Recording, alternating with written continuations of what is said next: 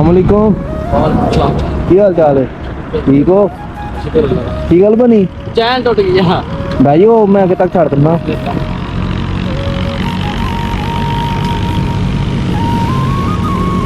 चलो